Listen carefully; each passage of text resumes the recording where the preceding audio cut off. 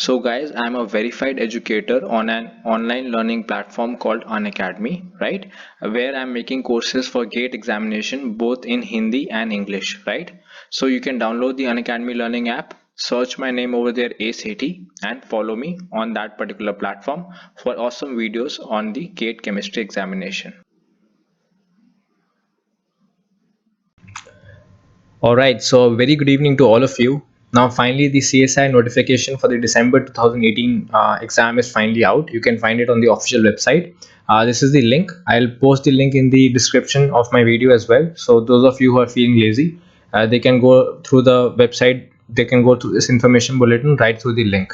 And those of you who want to see the official link, they can go to the CSIR website and find it over here, right? Now, obviously, many of you were worried because earlier, like in the previous year, generally the forms were out around 5th of September, and the last date of the submission of the forms was 15th of September. So this time, the official notification came on 19th of September, that is today, and even now. Like the form filling has not started. They have not given you a link for the submission of forms. Okay, so maybe maybe till Friday you have to wait for the submission of forms. Maybe the form submission starts by Friday, right? So there are no major changes as such.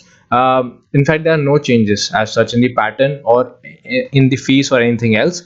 But there are a few things that I receive questions on many things. I would just want to clarify a few things out of that which I think are important. Okay, so the few things that I want to clarify, first of all, are the eligibility criteria. So eligibility criteria is basically your MSc degree. Either you have a MSc or you are in fourth year, sorry, you are in fifth year of your MSc or the second year of your MSc.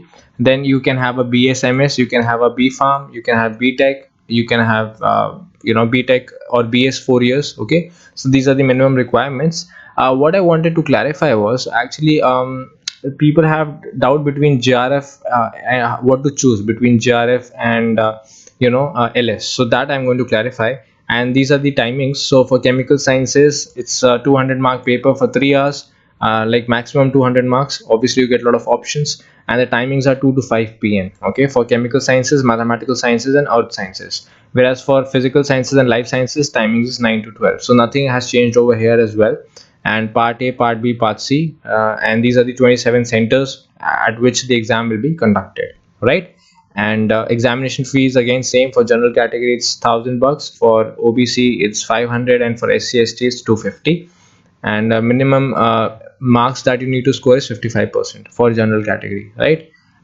Coming on to this major doubt that many people have, that what to choose, whether they have to choose JRF or LS. Okay, so let me clarify one thing. It's better that if you're giving it for the first time or second time, you choose JRF. Okay, because if you choose JRF and let's say the JRF cutoff is higher than LS, the JRF cutoff is always higher than LS. Okay, like let's say if LS cutoff is 90, JRF cutoff is 100. So if you fill JRF in the form, and let's say many people have this doubt that if they get 94, then they will not be eligible for JRF because the JRF cutoff is 100, but they will also not be eligible for LS. That's what people are worried about. So you don't have to worry about that. If you fill JRF and you don't qualify the JRF cutoff, but you qualify the LS cutoff, that is lectureship, you will still get the lectureship. Okay, so don't worry about that. So it's not that if you fill JRF you can only get JRF. Okay, it's not like that. On the other hand, if you fill lectureship, okay, so the cutoff for lectureship is let's say 90, and you get 120 marks, that means you have qualified the cutoff for JRF also. But if in the form you have filled lectureship, you will only get lectureship, you won't get JRF. Okay, so for whom is this option important? For those people, let's say, who have already completed their PhD but they are looking for a job as a professor. So for becoming a professor, you need to qualify this exam. You need to have this degree, LS degree. So for them lectureship is important because they don't need JRF because they have already completed their PhD. But if you are looking to do PhD, then you have to fill JRF. So at least if you are not qualified JRF, at least if you have qualified LS, on the basis of LS also you can bag some interviews for PhDs, like Indian Institute of Science and Educational Research, ICERS. They call for interview based on your LS also, even if you have not qualified JRF. Okay, so that is where it is important. So all of you who are looking to do PhD, you should definitely fill JRF. And those of you who have completed your PhD and are just looking to clear the exam, it's better you fill lectureship, because if you qualify GR, if you fill JRF, and you will take unnecessarily, you will take somebody's seat who is required, who wants the fellowship. If you are already qualified the PhD and you don't want to do PhD, like a second PhD, and you are looking for a job, then it's beneficial that you fill the lectureship, right? So that's about it. And I think in couple of days the form submission link will be live, and then you can go ahead and fill the form as well, right? So that's about it. Thank you.